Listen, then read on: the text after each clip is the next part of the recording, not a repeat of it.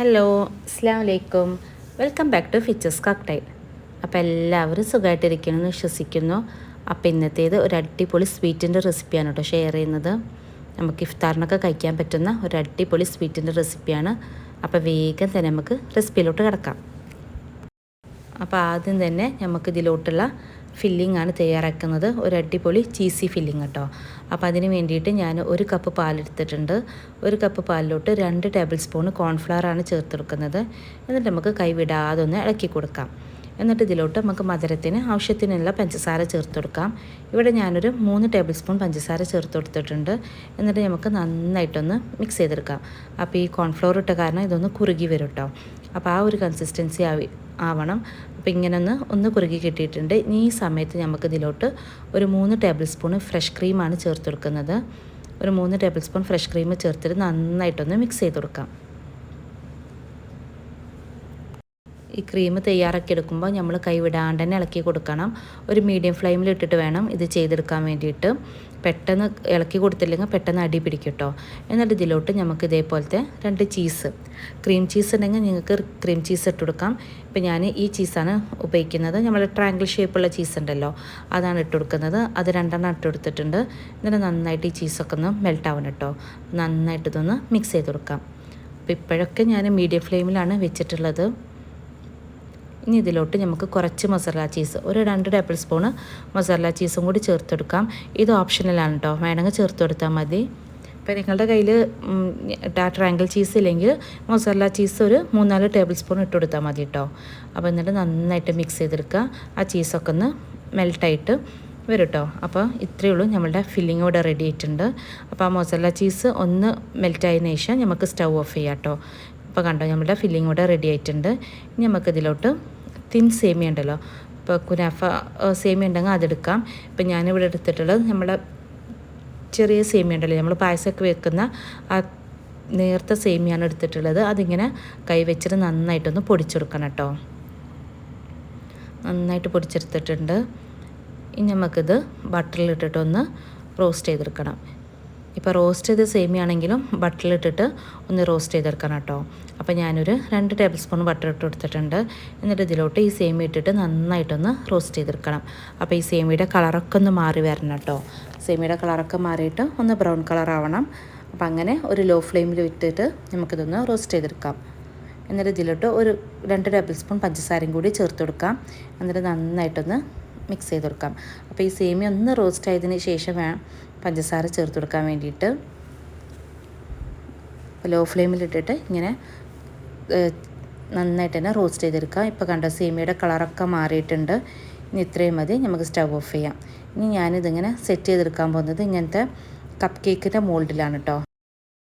ഇപ്പോൾ നിങ്ങളുടെ കയ്യിൽ ഇങ്ങനത്തെ മോൾഡ് ഇല്ലെങ്കിൽ നമുക്കിങ്ങനെ നമ്മുടെ സോസ് പാനൊക്കെ ഉണ്ടല്ലോ, അതിലും ചെയ്തെടുക്കാം കേട്ടോ. സോസ് പാനിൻ്റെ താഴെ ഇങ്ങനെ ഫസ്റ്റ് ലെയറായിട്ട് നമ്മളുടെ സേമിയ മിക്സ് കൊടുക്കുക.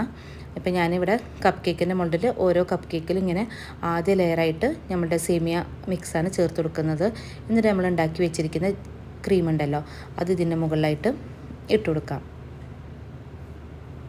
അപ്പോൾ എൻ്റെ ചാനലിൽ ഞാൻ കുറേ റെസിപ്പീസ് അപ്ലോഡ് ചെയ്തിട്ടുണ്ട്. അപ്പോൾ കാണാത്തവരുണ്ടെങ്കിൽ അതൊക്കെ കണ്ട് നോക്കിയിട്ട് സപ്പോർട്ട് ചെയ്യണം കേട്ടോ.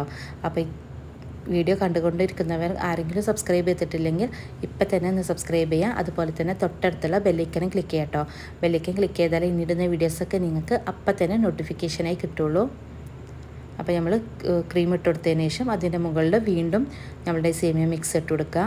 എന്നിട്ട് നമുക്ക് കുറച്ച് മസാല ചീസും അതിൻ്റെ മുകളിലായിട്ടൊന്ന് ഇട്ട് കൊടുക്കാം. ഇനി നമുക്ക് ഇതൊന്ന് ബേക്ക് ചെയ്തെടുക്കണം കേട്ടോ. ഇപ്പോൾ നിങ്ങളുടെ കയ്യിൽ ഓവൻ ഉണ്ടെങ്കിൽ ഓവനിൽ വെച്ചിട്ട് ബേക്ക് ചെയ്തെടുത്താലും മതി.